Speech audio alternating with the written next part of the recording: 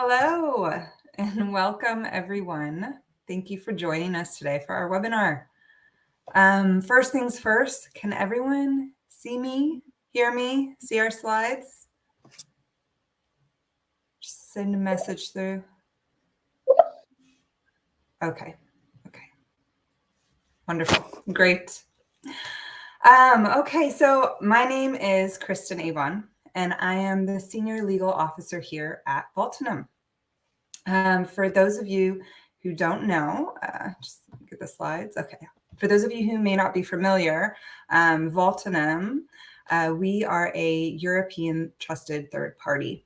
We specialize in the protection and audit of digital assets. This means that we provide solutions to businesses to secure their intellectual property, ensure the continuity of their business, and we also help them to mitigate cyber and software risks. And here today to discuss with us is cybersecurity expert Iva Tasheva. She is the co-founder and cybersecurity management lead of Brussels-based cybersecurity consulting firm Cyen. She helps organizations establish cybersecurity governance and policies, as well as manage compliance with EU legislation and standards. Today, our webinar will focus on cybersecurity. Let me just get there. Yeah. So our webinar will focus on cybersecurity, and in particular, we are going to look beyond the protections that we gain from having a solid cybersecurity framework in place, and discuss the additional value cybersecurity readiness offers to businesses. This is an important topic because organizations continue to exhibit dissonance between their perception of cyber attacks as a top risk and their approach to managing it. In fact, the growth in cybersecurity spending is actually slowing down despite the pervasiveness of cybercrime. It seems that company boards are more and more questioning the efficiency of cybersecurity processes that they have been investing in over these past years. So today we are going to look at how cybersecurity can be a real business driver, how it can provide a competitive edge, whether at the level of fundraising, securing the value chain, or increasing market access. But before we begin, a few housekeeping notes. As we present, please feel free to type any questions you may have in the little chat box on the bottom right of your screen entitled questions. And we will make sure to leave plenty of time at the end to answer any questions that you may have. I would now like to welcome our speaker for this afternoon. Hello, Iva, and thanks for being here. Hello, Christine. Hello to everyone. Thank you for having me, and many thanks to Vaultinum for organizing this very important discussion. It's a pleasure for me to be part of it. And in the next half an hour, I have prepared three reasons and three areas where I would demonstrate you how cybersecurity creates value to your organization and to the economy. Now, the first reason, obviously, is the value is the monetary return of investment of cybersecurity. With our digitalization, including the COVID boost in 2020, we have moved very quickly online, and much of the value we create is delivered also through digital channels. To be able to continue this value creation distribution, we also have to think about cybersecurity. At the big picture, at the economic level, Cisco has estimated that cybersecurity would help fuel and protect an estimated $5.3 trillion in private sector digital value in the next 10 years. So we understand cybersecurity is this essential ingredient to help our economy recover. We are now having some hiccups with inflation, energy prices, so on. So to be able to improve the economic situation and to preserve the value, we need to invest in cybersecurity. And this investment has to be done the big picture, but also it has to be done at individual levels. So for each participant, as me as individual and as you as a company. Why do we need to do that? Because the cost actually of cybercrime is growing. The annual damage is totaling $6 trillion globally. You imagine these are money that are lost, so they go to malicious actors. They don't create value in the economy. This lost value is expected to also increase by 2025, and this is, in terms of monetary loss, is even larger than the damage inflicted from natural disasters in 1 year. Here we speak about a serious loss and cost that we owe as participants have responsibility to prevent. But we would do that not only for the economy, we would invest in cybersecurity to reduce our own cost as a company cost. We know on average, IBM has estimated that data breach costs around $4.2 million to a company. So this is also significant impact for individual companies. And we know that the median cost from Verizon we see is $30,000. So here we see a big discrepancy between the average and the median cost.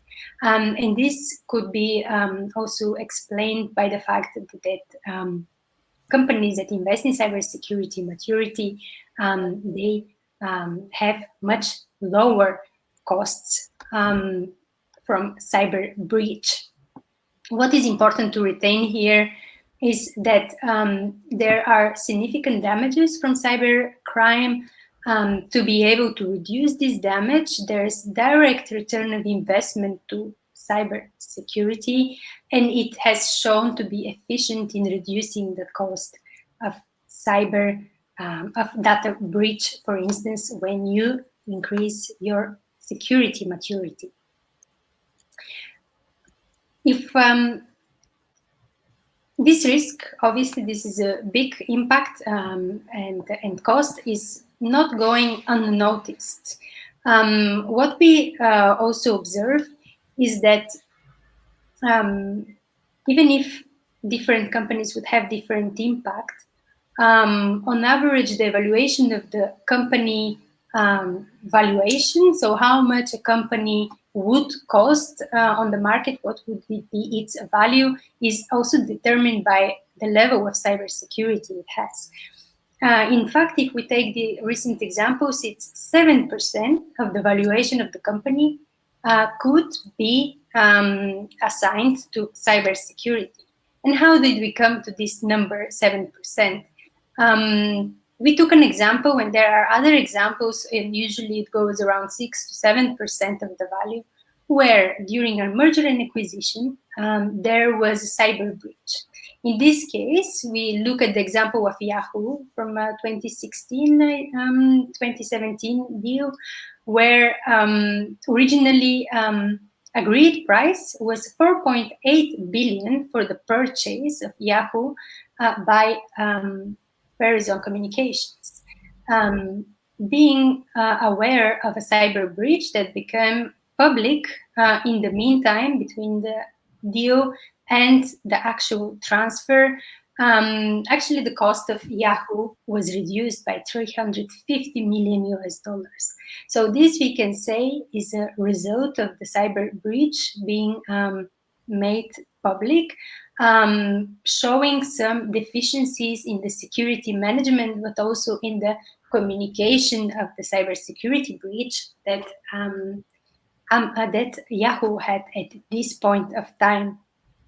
So it just like that, because of mishandling security and incident notification, it lost 7% of its value. But you would think, okay, 7%, too bad, right? How often you would have data breach specifically happening in a moment of a deal of merger and acquisition?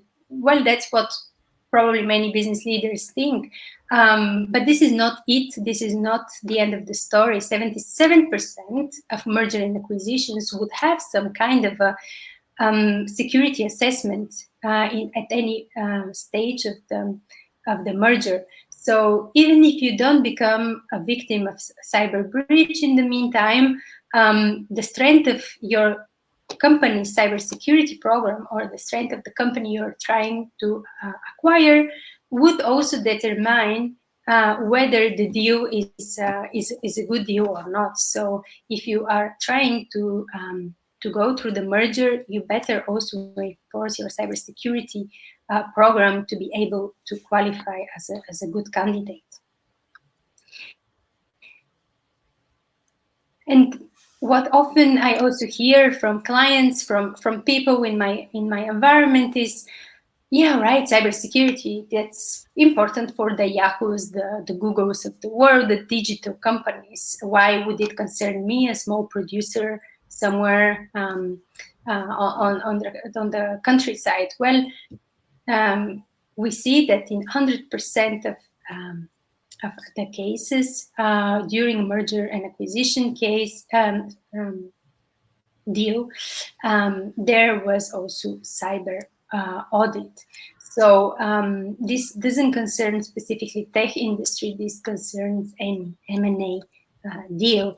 Why is it important? You imagine, coming back to my introduction in the beginning, the way we create value nowadays is very much brought online. The data that we process, the processes that we have in our company, they all depend at some point, maybe not completely, but at some point, to digital channels, and being subject to cyber attack could either reduce the value by wiping the data, for instance, of your clients.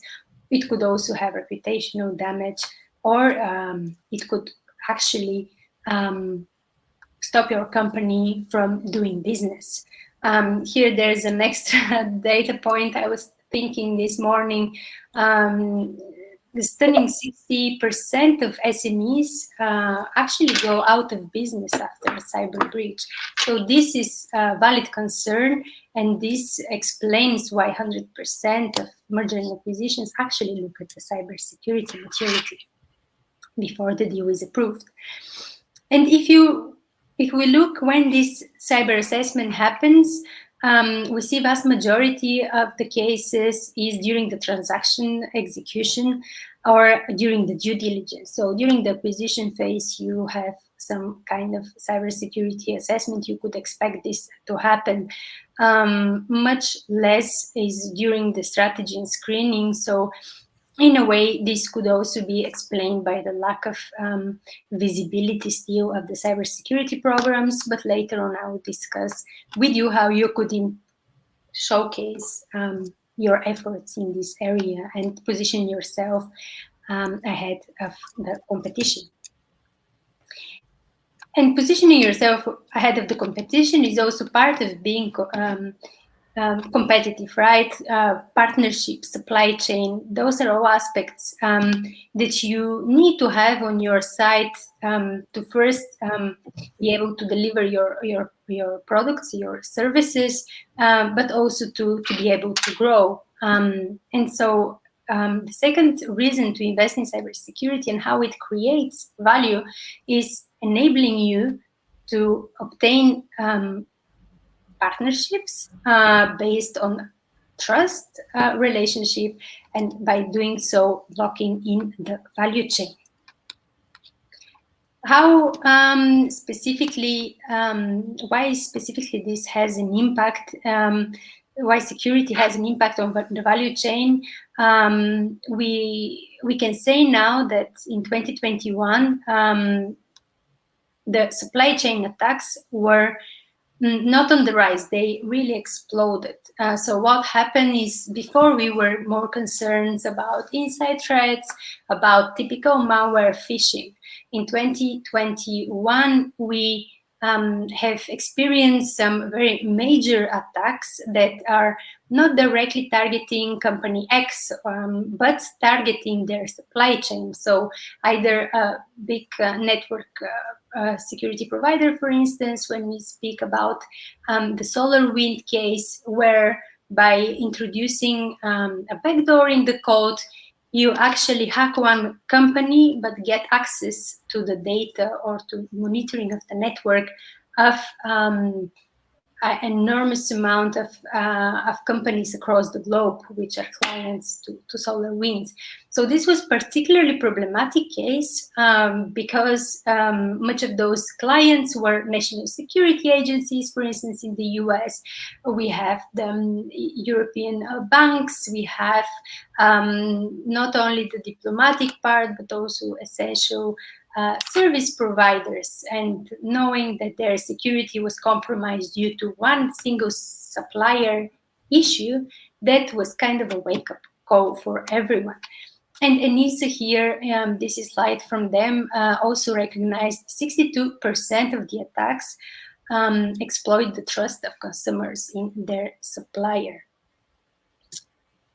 Because of this, and because of the increased awareness that the level of cybersecurity equals the level of security of the weakest link, many business leaders today are concerned about the cybersecurity of SMEs in their ecosystem. Here are statistics. We see that 85% of the SMEs also fear they're not ready, they're not sufficiently prepared to face the cyber threats. And this comes with no surprise. Not only that SMEs, particularly, they were target of cyber criminals, which exploited this fast digitalization and lower maturity level of SMEs, but they also had to very quickly get their, let's say, cybersecurity activities started. In the past, there was the perception that, okay, I'm not a digital company, so then my real concern is what happens in front of my shop, or how do I find my customers. Now I think more of us are aware that cybersecurity has an impact on all the processes and the supply chain. And this combination actually of many SMEs feeling they're not ready, and many business leaders being concerned about the cyber security of the supply chain means that European and in general SMEs are losing competitive advantage because they cannot prove themselves a trustworthy, let's say, security prepared company yet to strike those business deals. And we know that it's very expensive to do cybersecurity assessment for those business leaders that are concerned about the SMEs in their supply chain. So it is important for the SMEs to find a way to demonstrate this in an easy way to be able to have access to those partnerships. I would speak about it later on in the how-to, and I know Christine also has a couple of tips and tricks for you how to show your investment in security. And last but not least, besides the direct return of investment, the partnership, access to partners that cybersecurity gives you, cybersecurity is also becoming a necessity to access the EU single market. So what we read here is that we could increase the market access through compliance. But what is important to know, it's not only increasing, it's actually giving access to the EU market that you need to have cybersecurity ahead planned. So here is again a screenshot of an article, fairly new development. At the beginning of this year, we have adopted the so-called implementing act under the RED directive, so the Radio Equipment Directive, And you would say, okay, why do I care about that? Well, because with this specific act, security and privacy requirements became mandatory for IoT devices or connected devices to access the EU market.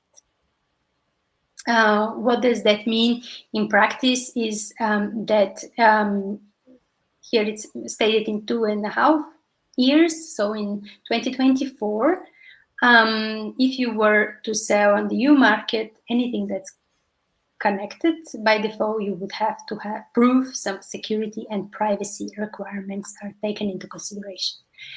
And this is not an isolated case.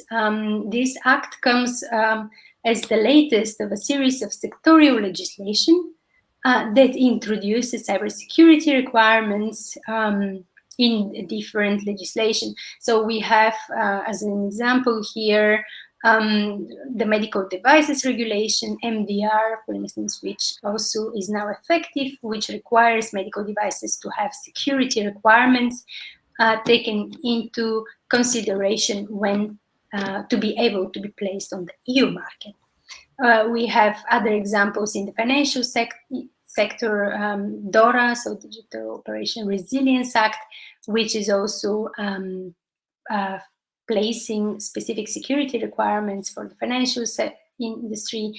EECC, the so-called Electronic Communication Code, is also taking security requirements in telecom providers.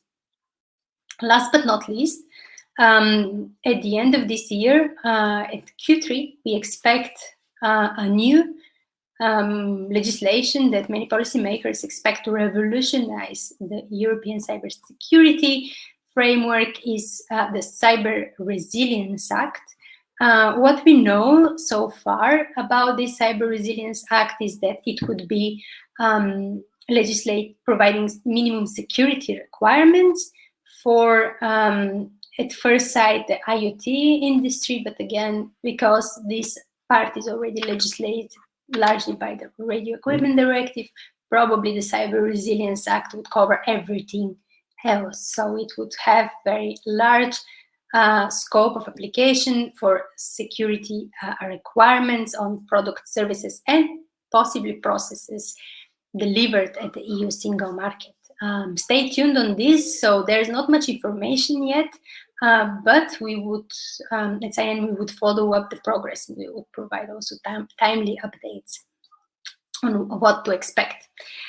And this is the sectorial legislation, but we also have horizontal European cybersecurity legislation, the Network Information Security Directive, NIS, that are already in 2018 has set specific security requirements in terms of risk management and then security policy and measures implementation to so-called critical infrastructure operators and digital service providers who are platforms like e-commerce, search engines, cloud providers, for instance. So all these companies had some kind of security requirements as well as notification requirement, similar to the GDPR. They had and have to notify any significant incident impacting their services, their essential services. And this notification happens to the authorities which are responsible for security. In parallel here, I touched upon GDPR. So you all know the flagship European data protection regulation. It is for data protection, but one part of it covers data security as well. So it's besides all the privacy related aspects, one obligation concerns adequate security measures for the personal data. Things like pseudonymization, encryption are mandated, but important to remember emphasis on adequate security measures, which then is not to be underestimated. We have seen this being enforced by authorities. And finally, to be able to to help companies actually increase the trust in their services and to give easier access to the EU market.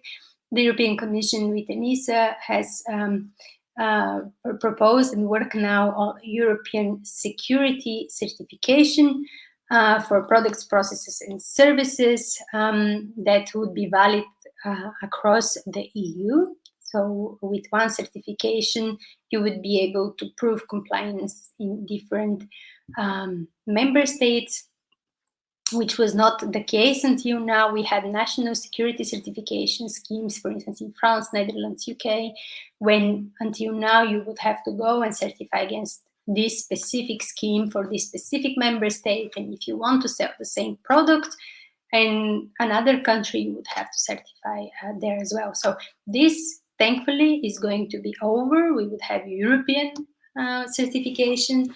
And so far what we had prepared is the EU Cloud Services certification scheme, which is going to be adopted any now. So we know all the details about the certification. We know what are the different assurance levels. What we need now is for it to be, let's say, adopted finally, and for companies to be able to start certify against its requirements.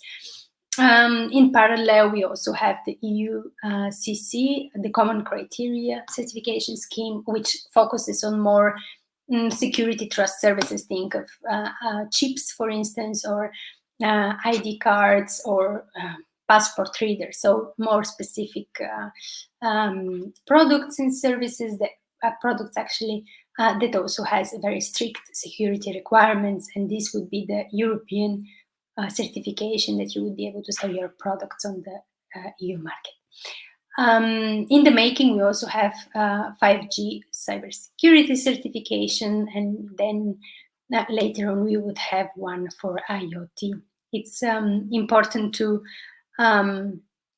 remember this because to sum up, so cybersecurity is necessity to access the EU market, and adherence to security standards and certification facilitates this access.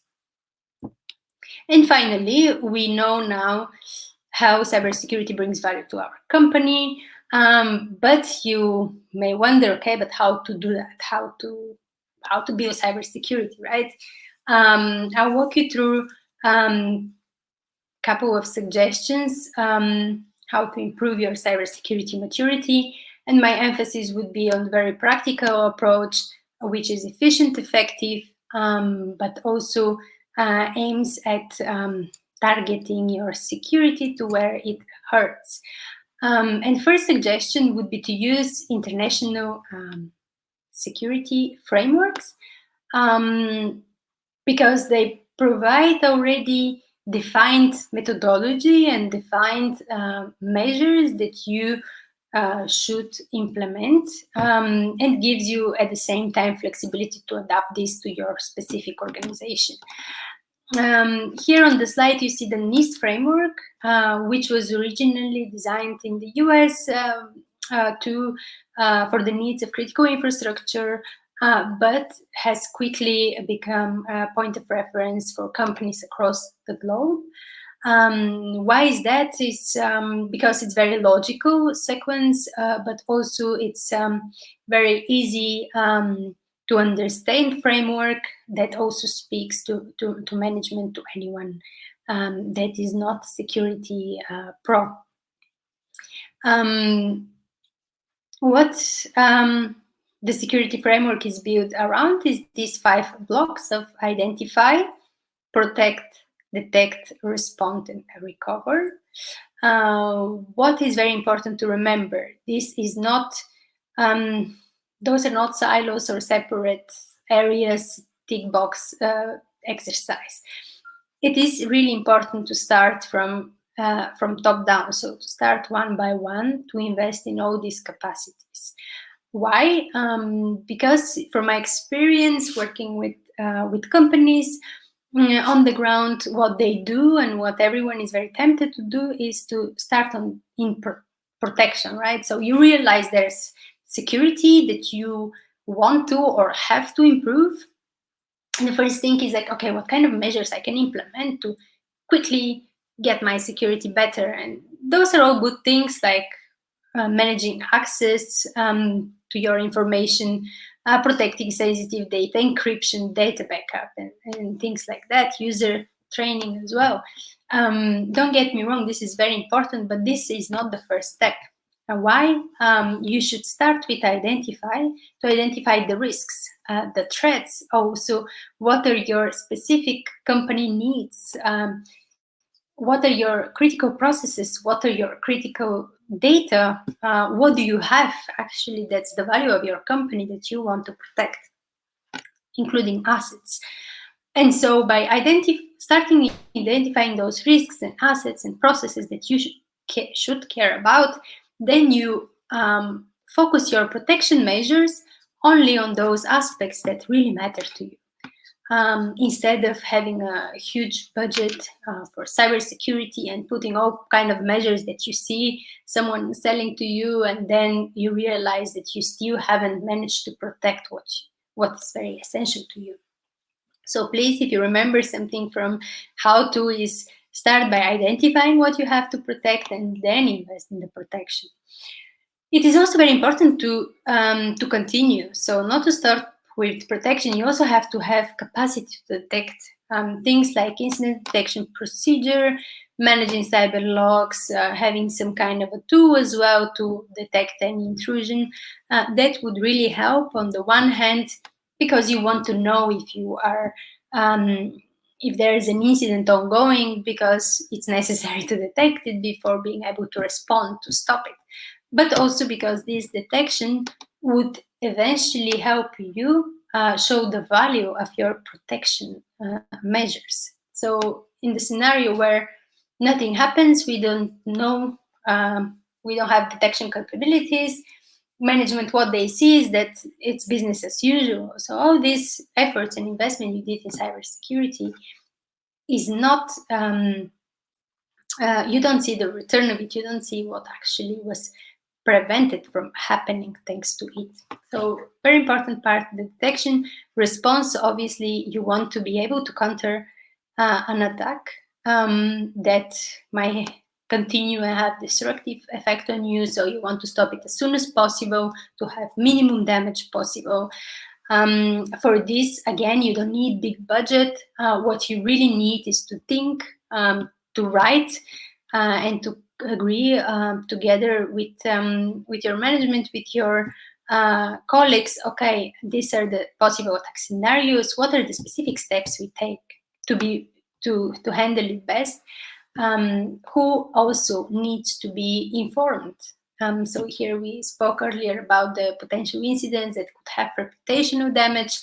You want to know who needs to be informed, to be able to do that in a timely manner before the incident goes out of hand and you are actually blamed for mishandling the information.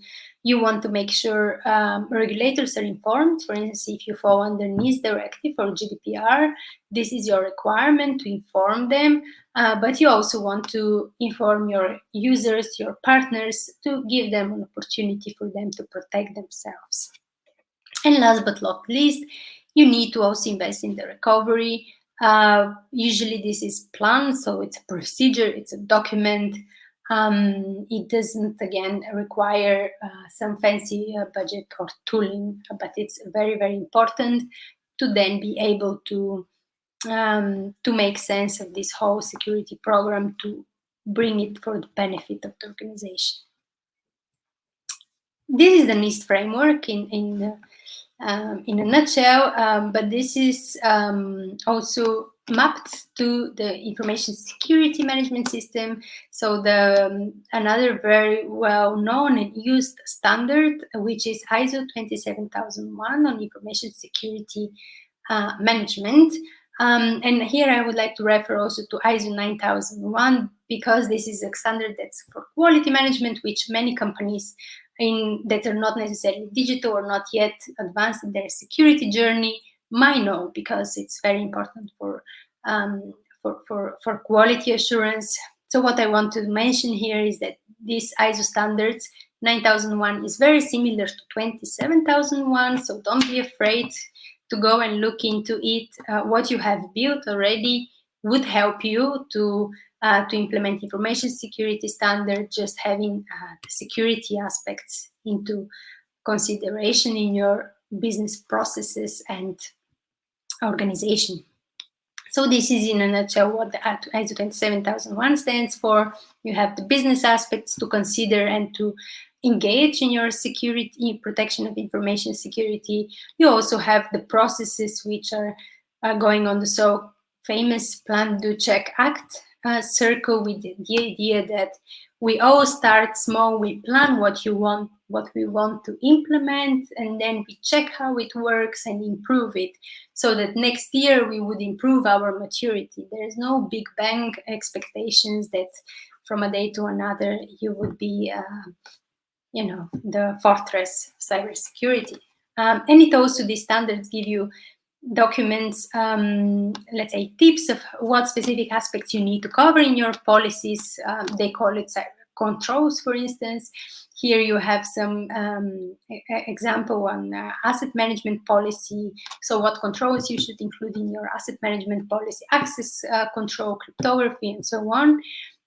Those are, let's say, good practices that you should consider for defining at your policy levels, and then working with the different team in implementing this on the ground.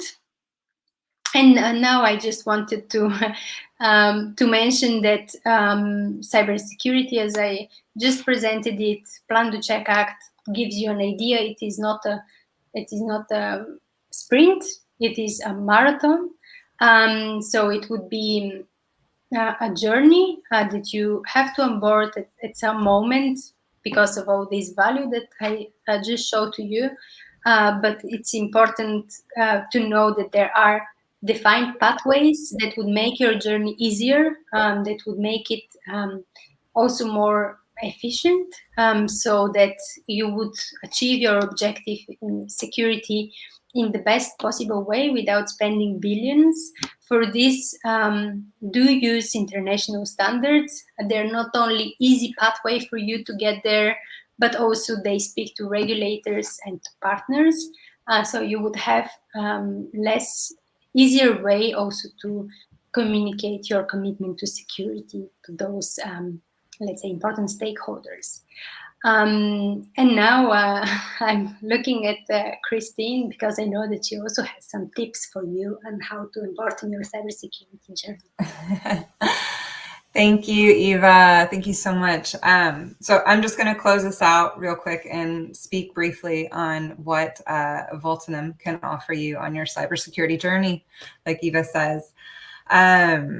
Let's see. So I think it's worth repeating. The total cost of worldwide cybercrime last year reached approximately $6 trillion.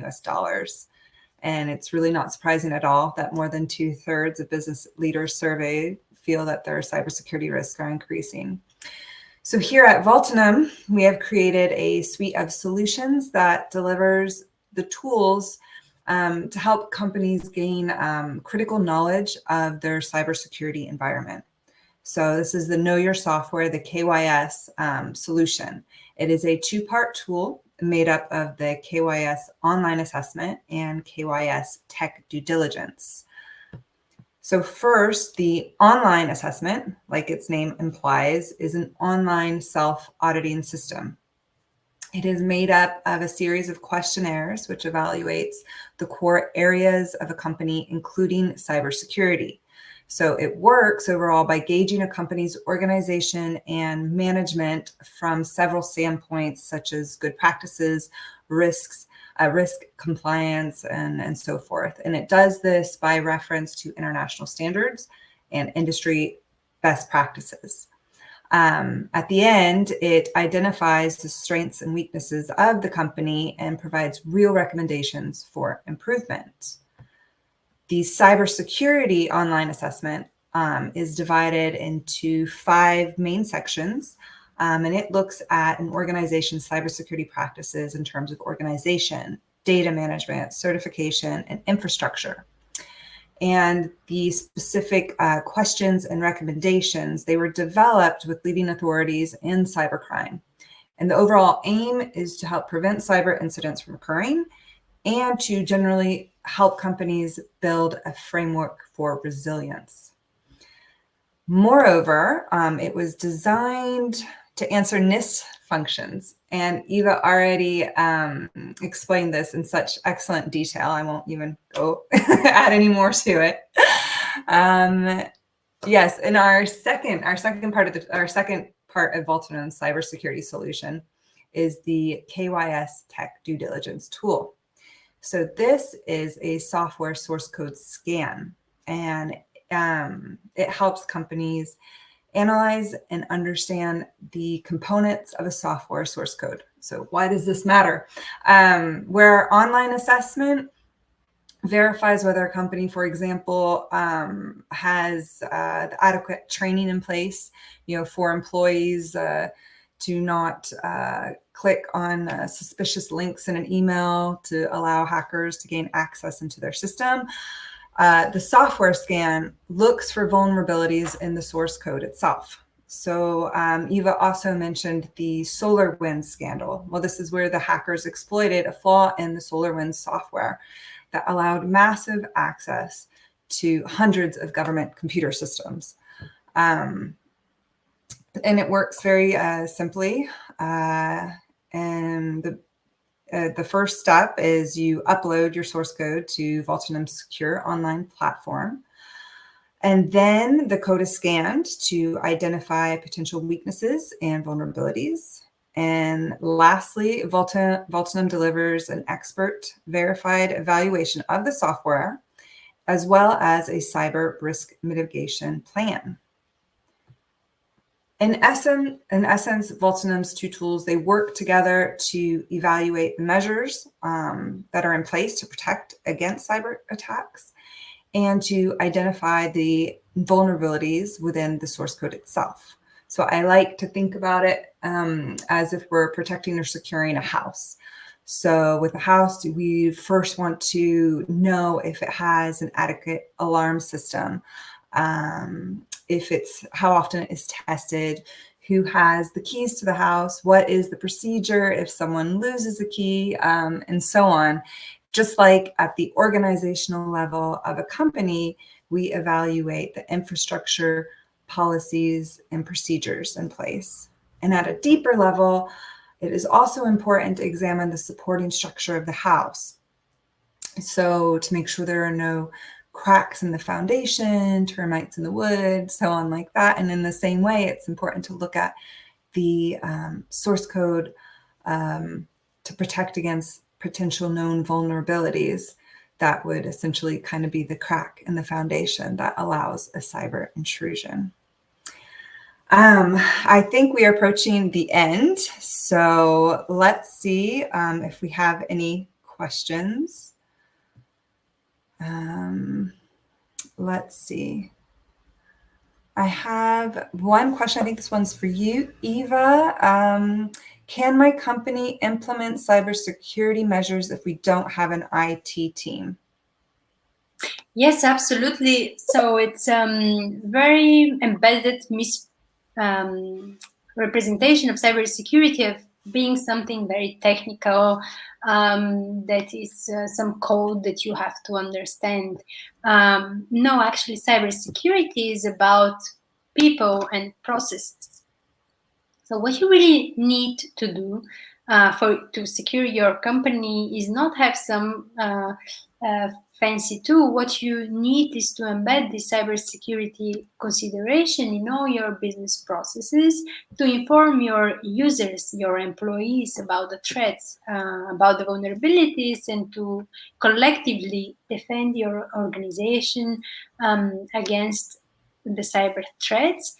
As well as, of course, then it helps if you could have some security tooling, things like, obviously, you need malware protection, you need Sometimes it's helpful to have the assessment that Christine also spoke about. All these different measures that are more technical, you could either outsource to someone to manage for you, or you could just buy the product on your the license for your company.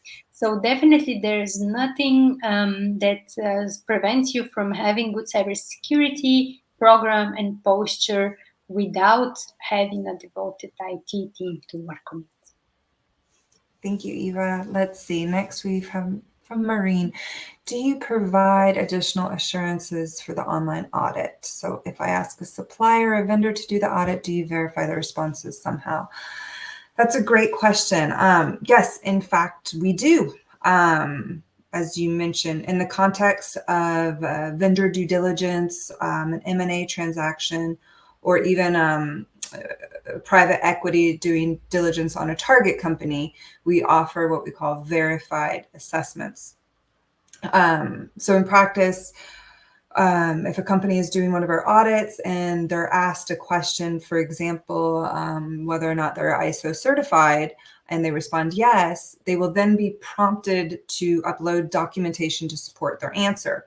And at the end of the audit, our legal or IT experts will verify these documents and, if needed, ask for additional support. So in this way, we provide more assurances with our verified assessment. And let's see. Okay, and next we have Marjorie with all my data is on the cloud. Do I need to do something to protect it? Do you want to take this one, Iva? Yes, it's a great question about cloud, right? I see that it's becoming bigger and bigger question for everyone, with more companies realizing that it's easier way to access computing power, to manage your information online. But okay, the simplified answer to this question is probably yes. You still have to do something to protect yourself and your data in the cloud. But this would also depend what kind of a cloud you're using. So there are my first advice would be to obviously understand the cloud and what you have on the cloud. You need to understand the different offerings. There exist things like infrastructure as a service, platform as a service, software as a service. They would have different level of let's say measures provided already for you, and things that you have to do on your own. Software as a service, typically it would be let's say fully managed by the cloud service provider, while at infrastructure as a service you will need to manage your own security. And then you have to really understand what kind of data you have on the cloud, because you would always have additional level of protection for sensitive data. For instance, you would want to also define your own security groups, your access groups, for instance, to this specific data set. You want the encryption to be strong, but you also maybe for your sensitive data want to have your own keys. So yes, simplified question is yes, please do have a look, do understand what cloud service you have, and what is included in it, and what kind of a data you manage, and according to this you would then see what specific measures are necessary. Okay, well, if there are no other questions, I want to thank you so much, Iva, for sharing your expertise with us today. It's been very informative. And thank you all for joining us. We'll be following up with an email with the slides that has our contact information. So if you have any additional questions, need any other information, please don't hesitate to get in contact. And I hope everybody has a great afternoon. Thanks again, Iva. Thank you, Christine, and thanks to Vaultinum and team for making this event happen. Thank you. Bye-bye.